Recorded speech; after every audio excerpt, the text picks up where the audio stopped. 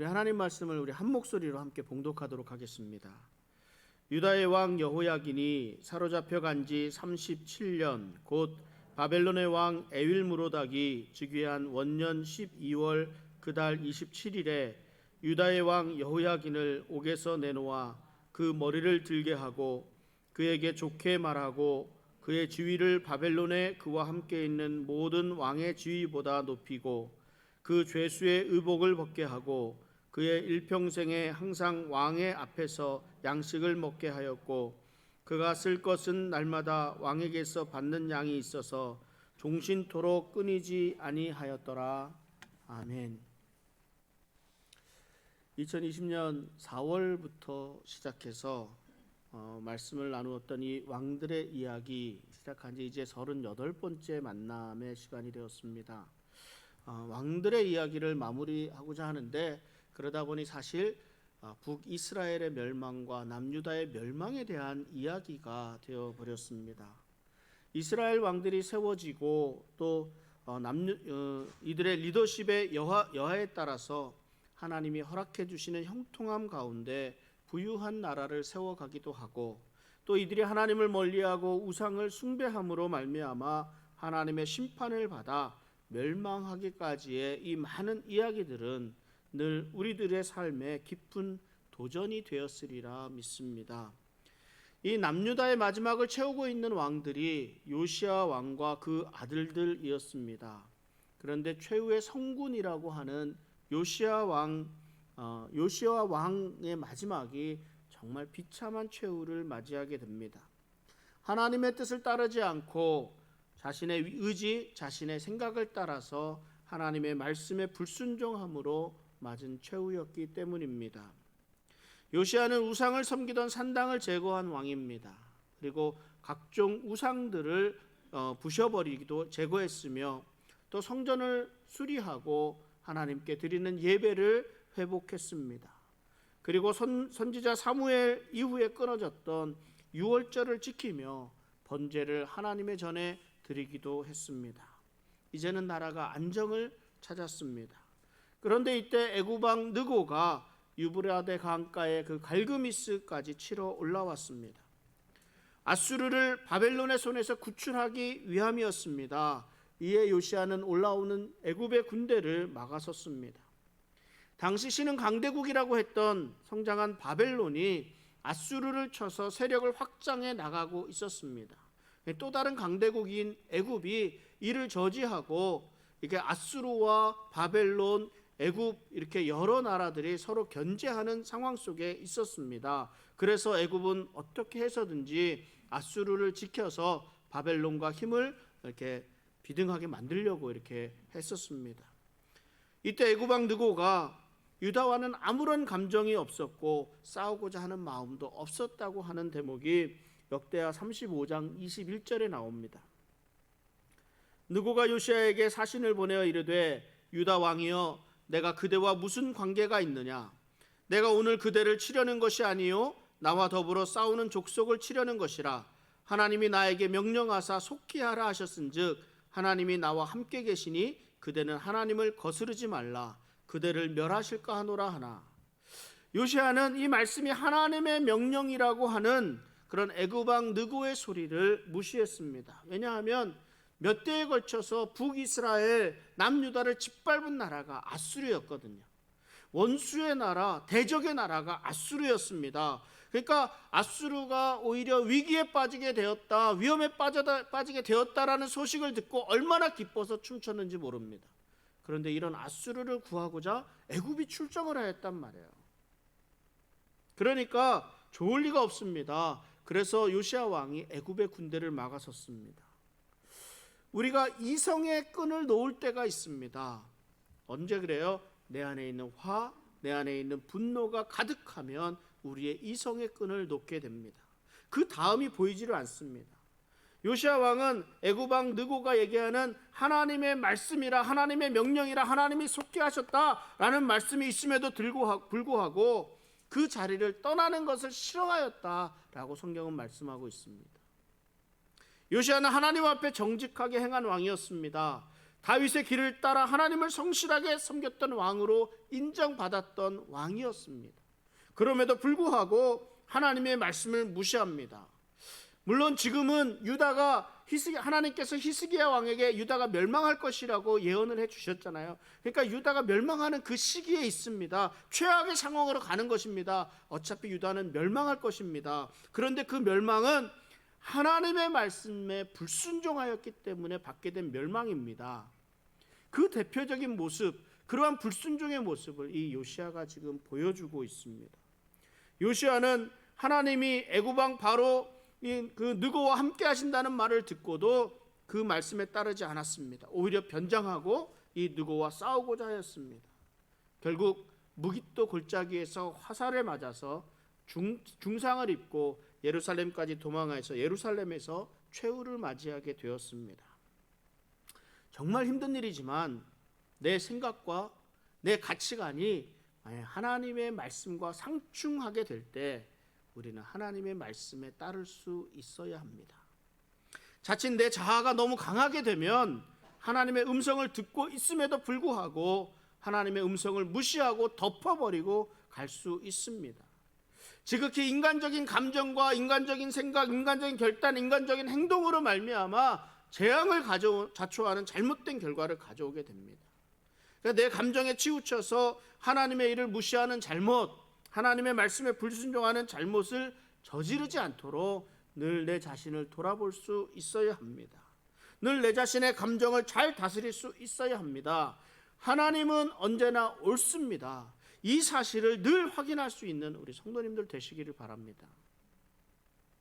요시야 왕의 뒤를 이어서 왕으로 세워진 왕이 여호아하스라는 왕입니다. 여호아하스는 요시야 왕의 둘째 아들입니다. 근데 유다 백성들이 첫째 아들을 제쳐놓고 둘째 아들을 왕으로 세운 것을 보면 아마도 그만큼 여호아하스가 좀 특출난 왕이다 이렇게 생각할 수 있습니다. 그런데 왕이 된 지 석 달 만에 애굽 왕 느고에 의해서 여호와에서 폐위가 되는 사건이 일어납니다. 애굽 왕 느고가 여호아하스를 패하고 자기의 나라로 데리고 가서 죽입니다. 그리고 세운 왕이 이제 첫째 아들인 엘리야김입니다. 그 엘리야김을 여호야김으로 이름을 바꾸어서 왕으로 세웠습니다. 이렇게 유다의 마지막 역사를 보고 있노라면 정말 외국 강대국들에게 이리 밀리고 저리 밀렸던 우리나라 역사를 생각하게 됩니다.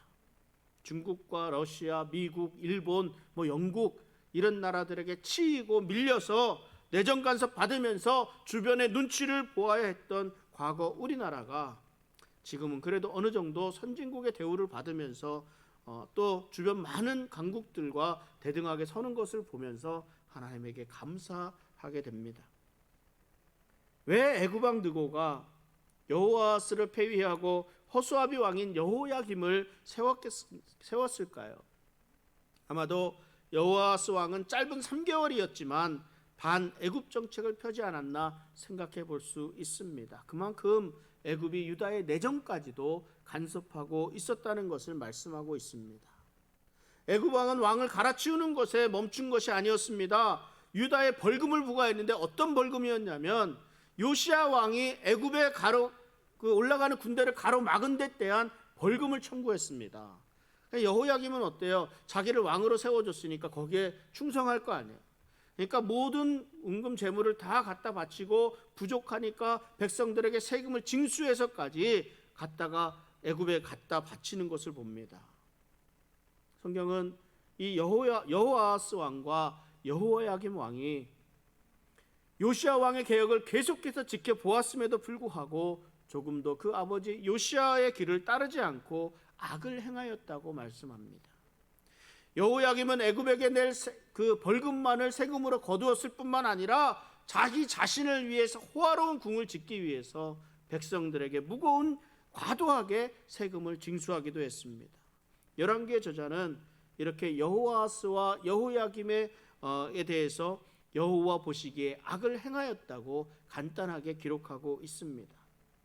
유다의 멸망이 있기까지 이처럼 유다의 마지막 왕들이 악을 행하고 회개하지 않으므로 하나님의 심판을 피할 수 없었습니다.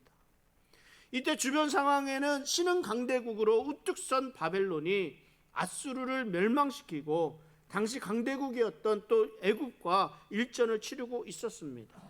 그러니까 유다를 중심으로 해서 북쪽에는 아수르가, 북서쪽에는 바벨론이, 남쪽에는 애굽이, 이런 강대국들이 있었습니다. 어떻게 보면 유다를 중심으로 지역 패자를 결정하기 위한 서로 견제하고 싸우고 있는 때였습니다.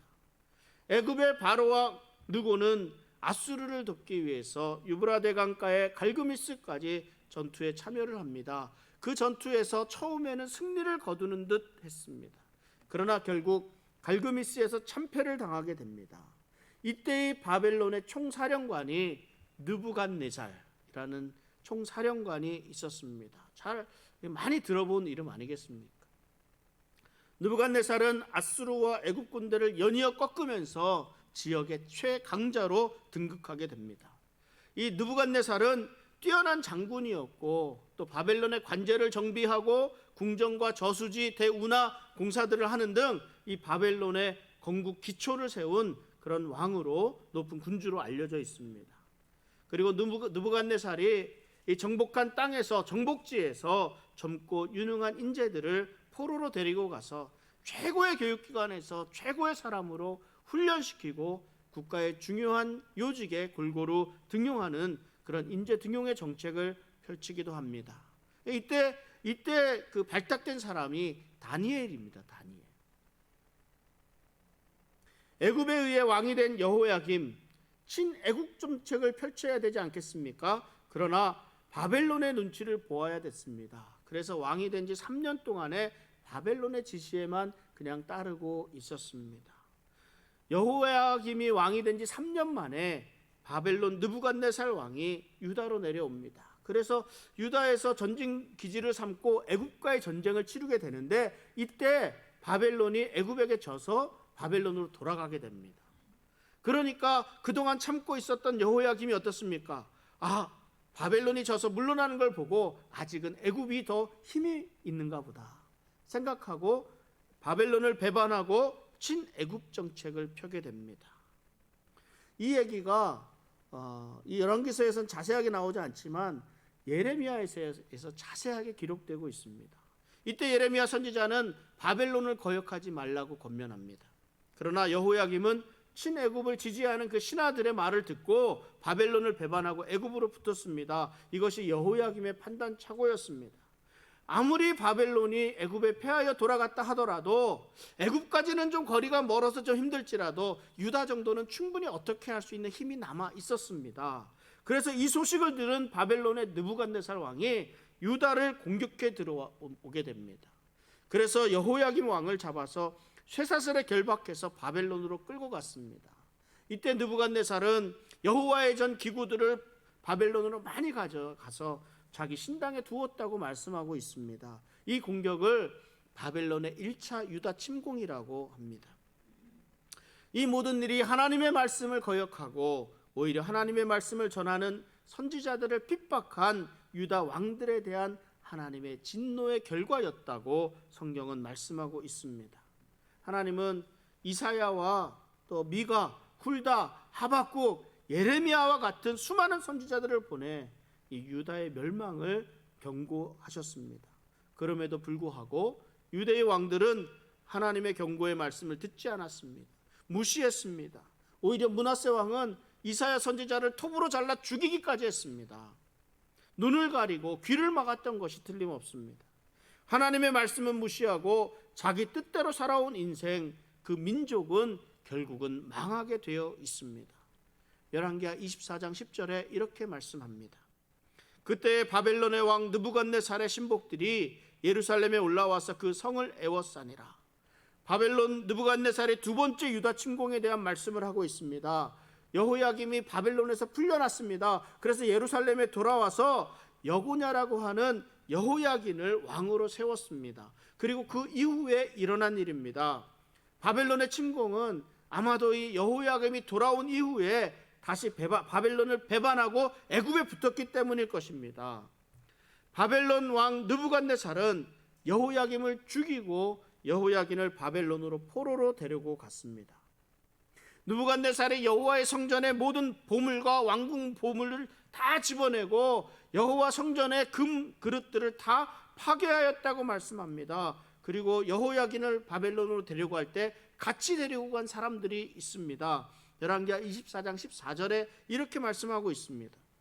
그가 또 예루살렘의 모든 백성과 모든 지도자와 모든 용사 10,000명과 모든 장인과 대장장이를 사로잡아 가매 비천한 자 외에는 그 땅에 남은 자가 없었더라. 무엇을 말씀하고 있습니까? 용사들, 기술자들, 학자들, 유다의 뛰어난 인물들은 죄다 데리고 갔다는 말입니다. 이때 함께 포로로 끌려간 사람들이 이 에스겔 선지자 그리고 에스더 왕비의 그 사촌인 모르드게 같은 사람들이었습니다. 유다의 유능한 인재들을 다 끌어가고 나니까 유다에 남은 사람이 없었다고 말씀합니다. 비천한 자들 외에는 남지 않았다고 말합니다. 그리고 바벨론 왕이 이제는 mat단이야라는 사람을 왕으로 삼고 그 이름을 시드기야로 고쳤습니다. 이 시드기야가 유다의 마지막 왕이었습니다. 여호야김 왕은 애굽의 간섭으로 세운 애굽의 호수아비 왕이었고, 이제 시드기야 왕은 바벨론의 간섭으로 세운 또 바벨론의 호수아비 왕이었습니다. 여호아스, 여호야김, 시드기야 모두 성군 요시야의 아들들이었습니다. 그런데 이들은 아버지 요시야의 삶을 따르지 않고 오히려 여호와 보시기에 악을 행하였습니다. 이것을 열왕기에서의 저자는 이렇게 표현하는데, 열왕기하 24장 20절 말씀입니다.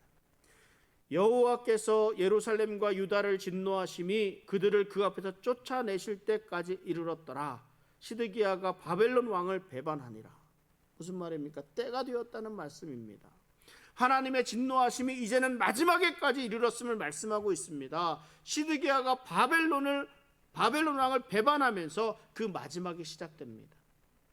예레미야서에서는 이 시기에 시드기야 왕과 예레미야 선지자 그리고 그 방백들 신하들 간의 이야기를 상당히 몇 장에 걸쳐서 길게 설명해 놓고 있습니다. 예레미야는 바벨론에게 항복하라고 하나님의 말씀을 전합니다. 항복을 하는 것만이 하나님의 뜻이라고, 하나님의 말씀이라고 권면합니다. 그러나 유다 땅에는 애굽을 따르고자 하는 그런 수많은 방백들이 그 자리를 지키고 있었습니다. 그 사람들이 시드기야의 마음을 흔들어 놓았습니다. 그래서 시드기야 왕이 이렇게 대답합니다. 예레미야 38장 19절 말씀인데요. 시드기야 왕이 예레미야에게 이르되 나는 갈대아인에게 항복한 유다인을 두려워하노라. 염려하건대 갈대아인이 나를 그들의 손에 넘기면 그들이 나를 조롱할까 하노라 하는지라. 여기서 말하는 갈대아인은 바벨론을 가리킵니다. 시드기야는 아무것도 할 수 없었습니다. 그럼에도 자신의 자존심은 살아있어서 모욕당하고 조롱받는 것을 두려워합니다. 이런 왕이 이런 상황에서 어떻게 바벨론에 대응할 수 있겠습니까? 결코 쉽지 않은 겁니다. 시드기야는 바벨론이 세워준 호스아비 왕이었습니다. 그런데 바벨론을 따르지 않고 그 방백들 신하들의 말을 듣고 애굽과 동맹을 맺었습니다. 이에 느부갓네살 왕이 예루살렘 성을 포위하고 공격해 들어옵니다. 친애굽 정책을 치는 신하들이 있어서 그런지 한때는 애굽이 이 유다를 구원하기 위해서 공격해 들어오기도 했습니다. 유다의 남쪽 지역으로 들어오는데 그때 바벨론 군대가 강하게 밀고 나가니까 자기들이 괜히 유다 때문에 피 흘릴 것 없지 않느냐 하고 금방 돌아가 버렸습니다. 그렇게 믿었던 애굽은 시드기야 왕에게 도움이 되지 못했습니다. 우리들이 믿는 것이 사실 그렇습니다. 정작 힘이 필요할 때, 믿음이 필요할 때 아무런 의미가 없어지는 일들이 많습니다. 누구를 믿어야 할지, 누구를 의지해야 할지 분명히 알아야 합니다. 이에 바벨론이 급히 서두르지 않았습니다. 1년 7개월 동안 성을 포위하고 있었습니다. 이에 견디지 못하고 시드기야 왕이 포위를 뚫고 도망하려다가 잡히고 말았습니다. 그래서 열왕기하 25장 7절에 이렇게 말씀합니다. 그들이 시드기야의 아들들을 그의 눈앞에서 죽이고 시드기야의 두 눈을 빼고 놋사슬로 그를 결박하여 바벨론으로 끌고 갔더라. 바벨론 왕 느부갓네살은 시드기야가 보는 앞에서 그의 아들들을 죽였습니다. 그리고 시드기야의 혀와 턱에 갈고리를 꿰어서 무릎을 꿇렸습니다. 게다가 인두로 두 눈을 뽑은 채로 결박하여 바벨론으로 끌고 갔습니다. 하나님은 수많은 선지자를 시드기야 왕에게 보내셔서 애굽을 쫓지 말라고 경고하셨습니다. 특별히 예레미야 선지자를 통해서 더욱더 강력하게 권고하셨습니다. 그러나 하나님의 말씀을 듣지 않고 자기 주변의 방백들의 말을 따라 바벨론을 거부하고 애굽을 따랐습니다. 결국 시드기야 왕은 자신이 보는 앞에서 아들들의 죽음을 보아야 했고, 백성들이 보는 앞에서 혀와 턱에 갈고리를 꽂은 채로 끌려다녀야 했습니다. 그리고 두 눈이 뽑힌 채 바벨론으로 끌려가는 비참한 결과를 가져왔습니다. 여러분, 시드기야 왕의 죽음이 궁금하지 않습니까?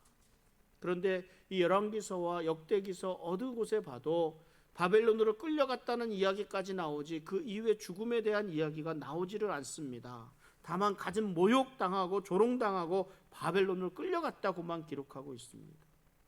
다른 왕들처럼 조상의 무덤에 묻혔다든지 열왕기의 기록에 기록되어 있다든지 이런 기록들이 없습니다. 그러나 예레미야서에서는 시드기야 왕의 죽음에 대해서 하나님이 이렇게 말씀하셨습니다. 예레미야 34장 4절부터 5절까지 이렇게 말씀합니다. 그러나 유다의 시드기야 왕이여, 여호와의 말씀을 들으라. 여호와께서 네게 대하여 이와 같이 말씀하시니라. 네가 칼에 죽지 아니하고 평안히 죽을 것이며, 사람이 너보다 먼저 있은 네 조상들 곧 선왕들에게 분향하던 것 같이 네게 분향하며 너를 위하여 애통하기를 슬프다 주여 하리니 이는 내가 말하였음이라. 여호와의 말씀이니라 하시니라. 유다의 마지막 왕, 끝까지 하나님의 말씀을 무시하고 선지자들을 핍박하고 하나님의 말씀에 불순종했던 왕임에도 불구하고 하나님은 시드기야에게 평안히 죽을 것, 여기서 평안히 죽는다는 것은요, 칼로 인해서 전쟁터에서 비참하게 죽지 않는다는 것을 말합니다. 그렇게 죽을 것이라 말씀합니다. 그리고 그 말씀이 이루어져서 예레미야서의 마지막 장에 시드기야의 죽음을 이렇게 서술합니다. 예레미야 52장 11절 말씀입니다. 시드기야의 두 눈을 빼고 노사슬로 그를 결박하여 바벨론 왕이 그를 바벨론으로 끌고 가서 그가 죽는 날까지 옥에 가두었더라. 결국 시드기야 왕의 죽음은 예루살렘이 아닌 바벨론의 감옥에서 이루어졌습니다. 예루살렘 조상들의 무덤에 함께 묻히지 못했습니다. 그러나 하나님의 말씀대로 칼로 죽임을 당하지 않고 평안한 죽음을 맞이했습니다. 바벨론 왕은 유다 땅에 신복 느부사라단을 보내서 정리하게 하였고, 느부사라단은 그 사반의 손자죠 그달리아로 유다를 관할하게 유다 총독으로 세웠습니다. 그달리아는 유다의 남은 백성들에게 죽임을 당하고, 그리고 그때 남아 있었던 유다의 약한 자들 모든 자들은 바벨론이 자신들을 공격해서 죽일까 봐 모두 다 애굽으로 피하고 말았습니다. 그러니까 이때부터 이스라엘의 디아스포라 역사가 시작이 됩니다. 유다 예루살렘은 메마르고 황폐해져 갔습니다. 이로써 솔로몬 왕으로부터 시작해서 남북으로 분단해서 북이스라엘의 19명의 왕들과 남유다의 20명의 왕들의 이야기를 마쳤습니다. 열왕기서의 저자는 이야기를 마치면서 마지막으로 바벨론으로 사로잡혀간 여호야긴의 이야기를 말씀하고 있습니다. 이 말씀이 오늘 우리가 말씀을 나누기 전에 함께 읽었던 본문입니다. 이 말씀이 왜 중요한지, 하나님은 다윗 왕에게 다윗과 다윗의 위를 끊지 않겠다고 약속하셨습니다. 언약을 맺으셨습니다. 그런데 유다가 멸망하면서 유다 왕조가 끊어진 것이 아니냐고 생각할 수 있습니다. 그런데 하나님에게는 다 계획이 있으셨습니다. 바로 이 여호야긴 왕을 남겨 놓으신 것입니다. 바벨론 왕 에일무로닥이 여호야긴이 갇힌 지 37년 만에 그 여호야긴 왕을 풀어주고 그를 왕과 함께 있는 모든 왕보다 더 높이면서 대우를 해 주었습니다. 이 말씀을 끝으로 열왕기서를 마쳤습니다.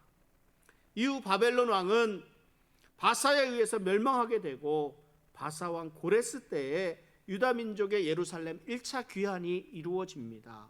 그리고 이때 느헤미야와 에스라와 더불어 귀환의 총책임을 맡았던 사람이 스룹바벨 총독이었습니다. 이 스룹바벨이 바로 여호야긴 왕의 손자입니다. 그리고 스룹바벨을 통해서 예수 그리스도께서 이 땅에 오셨습니다. 정말 놀랍지 않습니까? 우리가 볼 때에는 다 끝이 난 것처럼 보입니다. 이제는 끝났다고 보이지만 하나님에게는 다 계획이 있으십니다. 하나님이 남겨놓으신 사람들이 있습니다. 여호야긴이 그러했습니다. 북이스라엘이 아수르에게 멸망하고 남유다가 바벨론에게 멸망했습니다. 이스라엘의 역사가 끝이 나는 듯 했습니다. 그러나 하나님은 여호야긴을 바벨론에 남겨놓으셨습니다. 그리고 영원할 것 같던 바벨론도 바사에 의해 무너지고 바사왕 고레스에 의해 이스라엘 민족이 예루살렘으로 돌아오게 되었습니다. 이것이 하나님의 계획입니다. 그리고 하나님의 말씀은 반드시 이루어집니다. 열왕들의 이야기를 마무리 짓습니다. 모든 역사는 하나님이 주관하십니다. 왕들의 세워지고 왕들의 무너짐도 하나님의 계획하고 섭리하시는 대로 진행되어 가는 것을 우리가 확인했습니다. 열왕들의 리더십이 무엇으로 세워졌습니까? 하나님을 얼마나 신뢰하느냐, 그렇지 않느냐, 이것으로 세워졌습니다. 하나님의 계명을 잘 지키고 순종하면 복을 받고 형통하게 되었으며, 하나님의 율법을 범하고 악을 일삼으면 하나님의 진노를 받아 심판을 당하게 되는 것을 보았습니다. 하나님은 하나님의 백성들을 가르치시기 위해서 그 주변의 모압과 아람과 에돔, 이런 나라들은 물론이고 멀리 있는 아수르와 바벨론과 바사 등 주변 애굽 등 모든 나라들을 활용하셨습니다. 왕들의 강함과 부함은 이들이 하나님을 의지할 때 하나님이 주시는 형통한 은혜가 있었기 때문입니다. 이 사실을 잊어버린 왕들은 교만해져서 하나님을 잊어버리고 자신의 강함을 믿었습니다. 또는 이방 신들을 따라서 우상을 숭배하는 악을 행하였습니다. 그 삶의 결과는 하나님의 진노의 심판이었습니다. 때로 왕들은 눈에 보이지 않는 하나님보다 눈에 보이는 주변 강국들을 의지하기도 했습니다. 하나님이 모두 주관하신다는 사실을 잊었습니다. 아수르를 강하게 하신 이도 하나님이시고 바벨론을 강하게 하신 이도 하나님이심을 잊었습니다.